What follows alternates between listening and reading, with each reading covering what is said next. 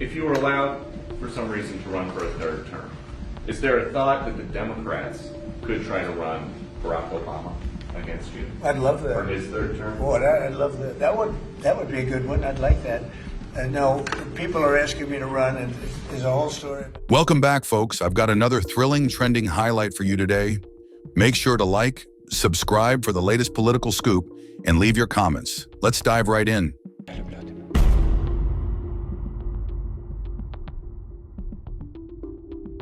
On Monday, President Donald Trump said he would love to face former President Barack Obama in a hypothetical election. While the Constitution blocks a third term, Trump didn't completely rule out running for one when asked by NBC on Sunday. "A lot of people want me to do it," Trump said. He later told reporters on Air Force One, "I don't want to talk about a third term right now. We have a long time to go, no matter how you look at it." If you were allowed, for some reason, to run for a third term, is there a thought that the Democrats could try to run Barack Obama against you? I'd love that. For his third term? Boy, I'd love that. That would be a good one. I'd like that. No, people are asking me to run, and there's a whole story about running for a third term. I don't know. I never looked into it. They do say there's a way you can do it, but I don't know about that. But I have not looked into it. I want to. In the Oval Office, President Donald Trump previewed upcoming reciprocal tariffs, revealing that in just a couple of days, likely by Wednesday, Americans would see new tariff policies. Trump explained that the tariffs would be reciprocal, meaning the U.S. would charge other countries the same amount they charge America. However, he stressed that the U.S. would be nicer in its approach, with the new numbers being lower than what the other countries have been charging, and in some cases, potentially substantially lower. Trump also mentioned that the U.S. has a world obligation to implement these tariffs. Well, you're going to see in 2 days, which is maybe tomorrow night or probably Wednesday. You're going to see, and they're reciprocal. So whatever they charge us, we charge them, but we're being nicer than they were. We are going to be very nice by comparison to what they were. The numbers will be lower than what they've been charging us, and in some cases maybe substantially lower, but we sort of have a world obligation perhaps. White House Press Secretary Caroline Leavitt got defensive on Monday when asked about the government's questionable system for labeling gang members. Trying to avoid the question, Leavitt angrily claimed the reporter shouldn't have asked about it at all. Of not just foreign terrorists, but also illegal criminal aliens who have been wreaking havoc on American communities. And shame on you and shame on the mainstream media for trying to cover for these individuals who have. This is a vicious gang, Andrew. This is a vicious gang that has taken the lives of American women. The government filed in court, which says all. And you said yourself there are 8 criteria on that document. They need 8 points. And you are questioning the credibility of these agents who are putting their life on the line to protect your life and the life of everybody in this group and everybody across the country. And their credibility should be questioned. They finally have a president who is allowing them to do their jobs, and God bless them for doing it. In an interview with NBC News, President Donald Trump expressed being very angry and pissed off after Russian President Vladimir Putin criticized Ukrainian President Volodymyr Zelensky's credibility as a leader. Trump made it clear that he was upset by Putin's remarks, showing strong disapproval of the Russian president's attack on Zelensky, who has been leading Ukraine through the ongoing conflict with Russia. Just hours ago, President Trump called me to tell me he is, quote, pissed off with Russia's President Putin and threatened to impose secondary tariffs on Russia's oil. Quote, if Russia and I are unable to make a deal on stopping the bloodshed in Ukraine, and if I think it was Russia's fault, which it might not be, but if I think it was Russia's fault, I am going to put secondary tariffs on all oil coming out of Russia. Mr. Trump said 25% tariffs on Russian oil could happen any moment and told me he plans to speak with President Putin this week. The president told me, quote, I was very angry, pissed off when Putin started getting into Zelensky's credibility and started talking about new leadership in Ukraine. On Iran, the president said he's also considering secondary tariffs if Iran doesn't agree to a nuclear deal. Quote, if they don't make a deal, there will be bombing, and it will be bombing the likes of which they have never seen before. Piers Morgan, the British television personality and journalist, is known for his outspoken views on politics and blunt commentary. His criticism isn't limited to one party. He frequently challenges individuals from both sides of the political spectrum. In one of his discussions, Morgan shares his perspective on identifying members of the Democratic Party in the U.S., whom he believes display toxic behavior. The Democrats are toxic for one reason. If you want to know why they're in the state they're in, just ask all of them two questions. What is a woman, and should biological men be in women's sport? If they are unable to answer the first question, and if they say in the second one, yeah, that's fine, that's the problem. Right there, they have gone completely cracking. Elon Musk recently criticized coordinated attacks against Tesla across the U.S., describing them as part of a broader effort to harm the company. He vowed to go after the generals behind these actions, referring to those orchestrating or supporting the attacks. Musk believes these incidents are not isolated, but part of a deliberate strategy by powerful forces working against Tesla's success. It's wide-scale domestic terrorism with the purpose of intimidation, and it's harming innocent people. It's really terrible. And I think what we actually have to get to are the people who are organizing and paying for these attacks and protests. That's who we really need to go after, because the people who are actually throwing the Molotov cocktails, they are the foot soldiers, but we need to go after the generals. All right, guys, God bless you all, and thank you so much for watching. Don't forget to like, subscribe, and leave your comments down below. I love hearing from you. I'll see you in the next trending topic. Take care, and see you soon.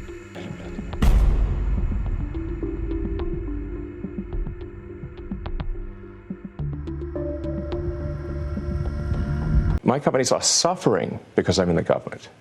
You just pointed that out a moment ago. Right. Do you think it helps sales if dealerships are being firebombed? Of course not. And Tesla customers are being intimidated all over the country and all over Europe. Mm-hmm.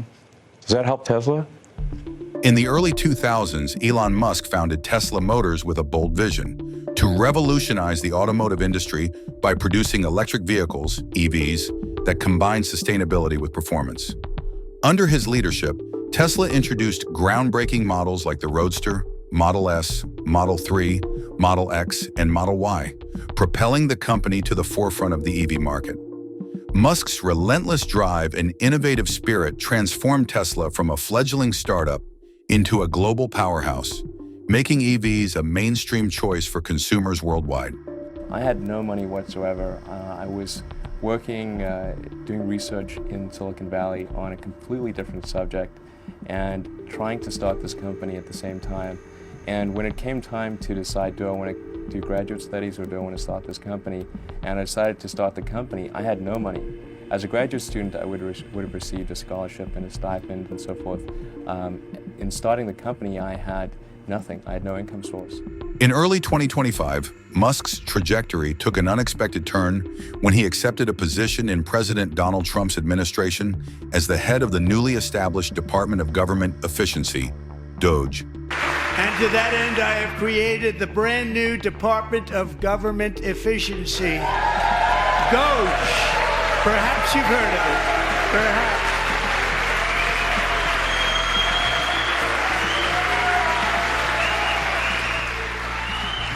Which is headed by Elon Musk, who is in the gallery tonight.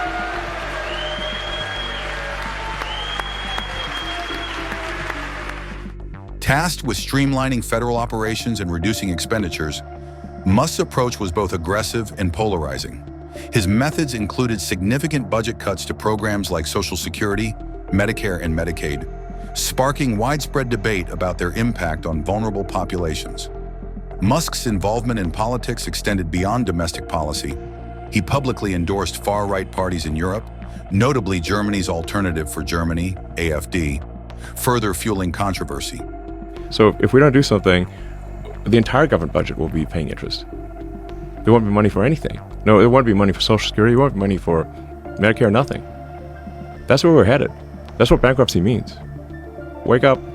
And if somebody can tell me, can show me, like, pencil out the math to show me how this works, I'd love to hear it. Musk's political engagements had profound repercussions for Tesla. Protests erupted outside Tesla showrooms across the US and Europe, with demonstrators expressing dissent against Musk's policies and political affiliations. In Germany, Tesla vehicle registrations plummeted by 60% in January 2025 compared to the previous year, reflecting a broader erosion of the brand's appeal in key markets.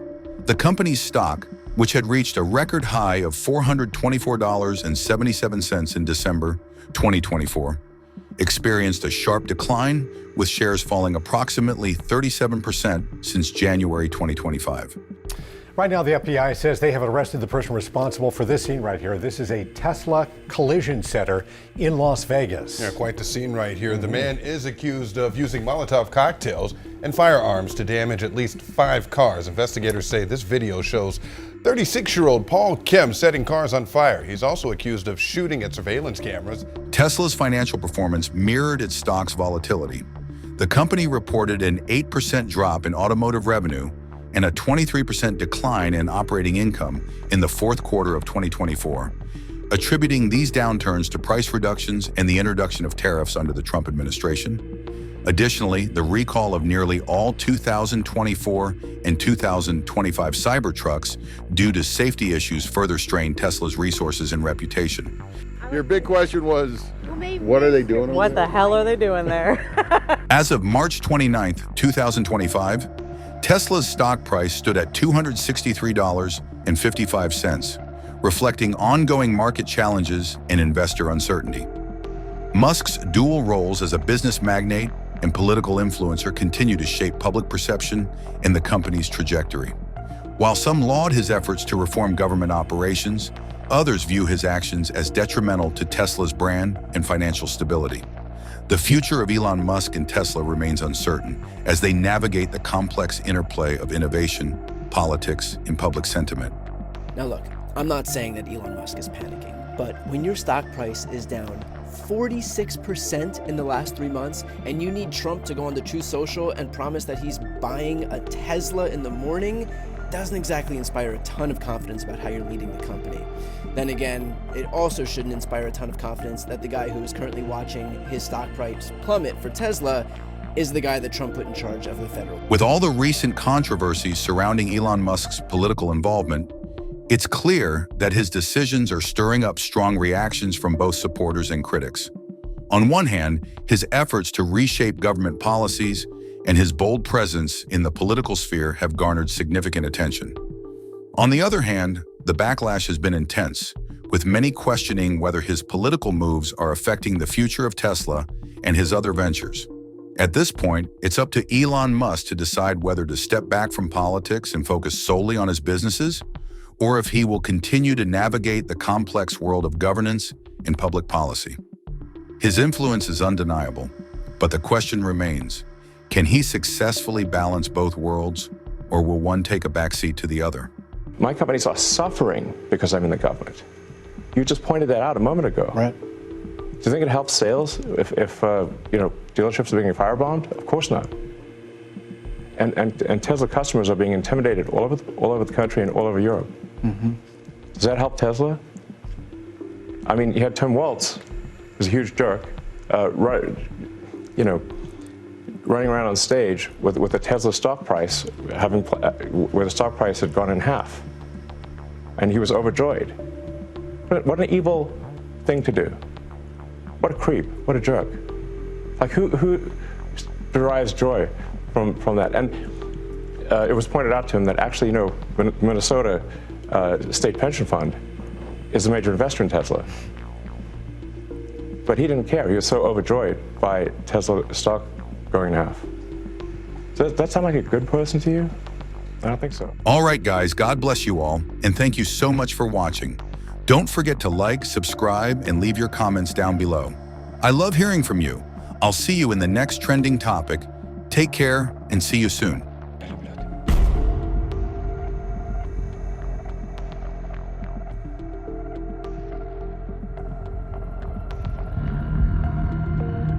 That she then wanted to then politicize something that should not be politicized. I don't like Elon Musk. I'm gonna say it 50,000 times. For whatever reason, just because he has a lot of money, more money than everybody else, and yes, I am happy to see that on my birthday, which is what I said, there were peaceful protests around this world against him because he is a problem. Welcome back, folks. I've got another thrilling trending highlight for you today.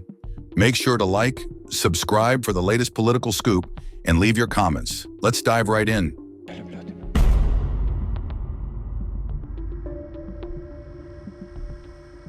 Jasmine Crockett shared her experience when she first became a public defender, highlighting how she had no criminal defense experience, but confidently told her boss she should be hired because she was black. She also spoke out about exercising her right to free speech, calling out how others, including Elon Musk, try to politicize issues that shouldn't be. Crockett made it clear she doesn't like Musk and isn't afraid to say it, emphasizing her frustration with his wealth and influence. When I first became a public defender, I had no criminal defense experience. And I walked in and I told my boss, Charlie, I said, listen, you should hire me. He said, why? I said, because I'm black. Charlie looked at me like I was crazy.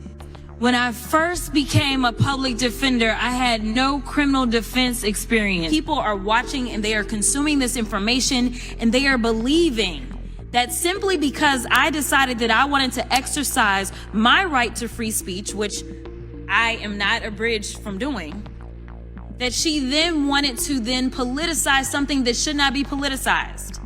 I don't like Elon Musk. I'ma say it 50,000 times. For whatever reason, just because he has a lot of money, more money than everybody else, and yes, I am happy to see that on my birthday, which is what I said, there were peaceful protests around this world against him, because he is a problem. Following the victory of Democratic-backed candidate Susan Crawford in the Wisconsin Supreme Court election, former Vice President Kamala Harris criticized Elon Musk's involvement in the race. Musk had invested heavily to support Republican candidate Brad Schimmel. Harris remarked, "There is an unelected billionaire who should not and will not have a greater voice than the working people of Wisconsin." Hi, Wisconsin, to all of you. I just wanted to pop by to say thank you. You all are just extraordinary. You love our country. You care. You are making such extraordinary sacrifices on behalf of so many people, on behalf of communities, on behalf of people you may never meet. And I just say thank you. There is an unelected billionaire who should not and will not have a greater voice than the working people of Wisconsin. On April 2nd, 2025, President Donald Trump declared Liberation Day, introducing significant tariffs on imports to revitalize American manufacturing. The policy includes a 10% baseline tariff on all imports, with additional country-specific tariffs, up to 54% on Chinese goods and 20 to 25% on European Union products. In response, Democratic Senator Angela Alsobrooks criticized these measures, asserting that they primarily benefit billionaires like Elon Musk and do not offer relief to hardworking, middle-class families. She argued that the policies failed to address the needs of average Americans. Yeah, I think the reality of it is that middle-class and hardworking families like the one I grew up in, I regard myself in so many ways as having grown up in a blue-collar family. A father who was a car salesman, a mother who's a receptionist, and the fact of the matter is the people who are being liberated are the billionaires. None of his policies, including these tariffs, anticipate any relief for hardworking and middle-class families. And so those who will be liberated are not us. And furthermore, he went on to say very arrogantly, you know, there's going to be a little pain, some minor pain and disruption, but the people that I represent don't regard increasing cost of groceries, increasing cost of owning a home, increasing cost of owning an automobile as a minor disruption. But it is a minor disruption to billionaires who can certainly not only afford the increasing cost of goods, but who will also enjoy a tax cut on the back end of this. We know that the taxes that we're looking at, the tax cuts will net, we believe, Elon Musk about $50 million in tax cuts over a 10-year period. So the cynical nature of these tariffs is really, really very disturbing. All right, guys, God bless you all, and thank you so much for watching. Don't forget to like, subscribe, and leave your comments down below. I love hearing from you. I'll see you in the next trending topic. Take care, and see you soon.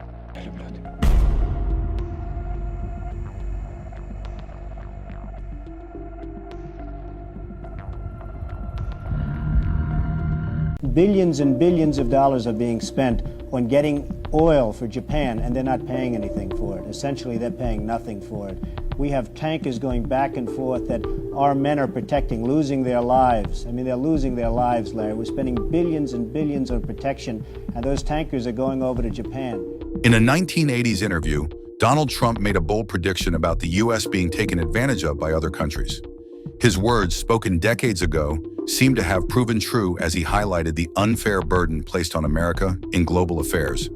Here's a look at his insights.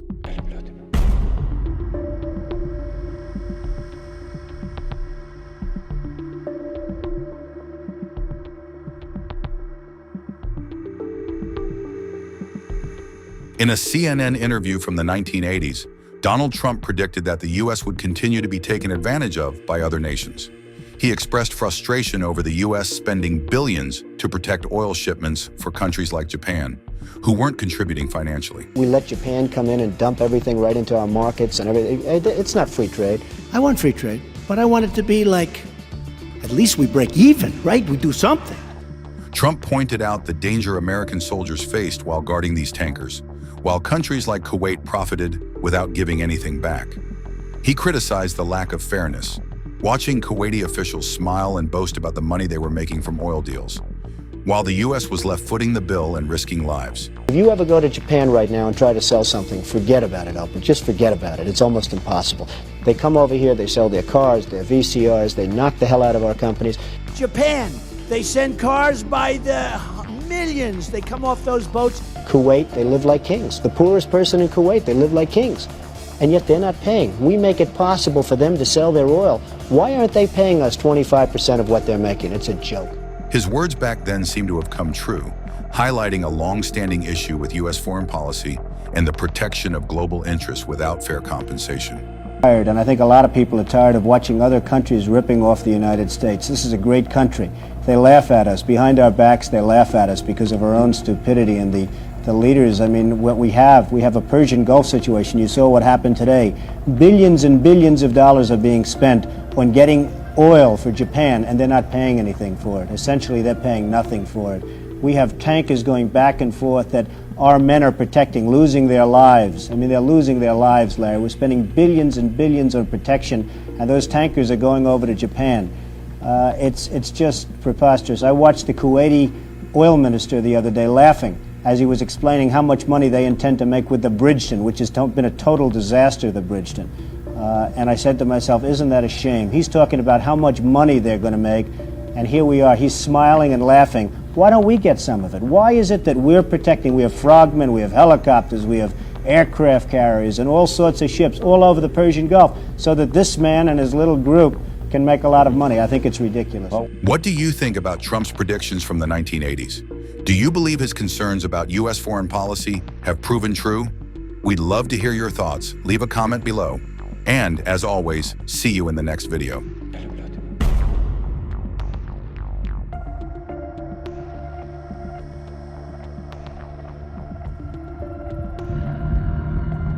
What kind of man is in our White House that makes fun of the disabled? Because of a president and a man named Musk are driving fear into them. They have a president that talks down to them, that lies about the services that they rely on. What is this? It is not normal. Welcome back, folks. I've got another thrilling, trending highlight for you today. Make sure to like, subscribe for the latest political scoop, and leave your comments. Let's dive right in.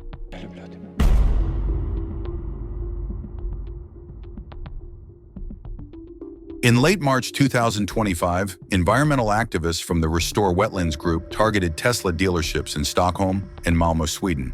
They sprayed orange paint on the stores and vehicles, protesting CEO Elon Musk's associations with far-right European political figures and his environmental policies. 4 individuals were arrested in Malmö following these incidents.